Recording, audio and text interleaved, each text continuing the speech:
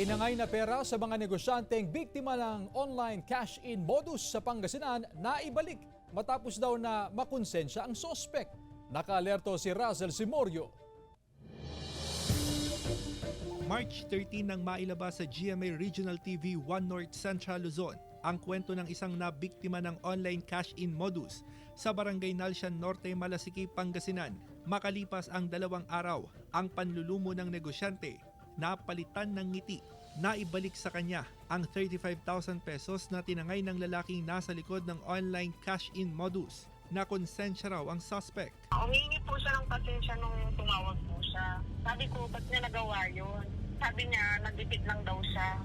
Naibalik na rin sa isa pang biktima sa Alcala ang perang tinangay ng parehong suspect. Bagamat naibalik na ang pera, may trauma pa rin umano ang mga negosyante sa nangyari. Doble ingat sila ngayon sa negosyong online cash-in para hindi na muling mabiktima. Mas maingat po. Kasi dati naman talaga, women first po talaga policy namin.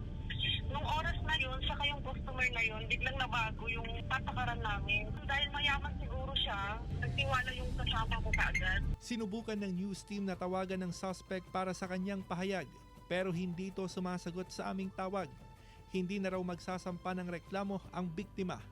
Paalala ng pulisya sa publiko, maging mapagmatsyag sa dami ng online modus. Dilingid sa kalaman ng ating mga kababayan na may mga nai-scam.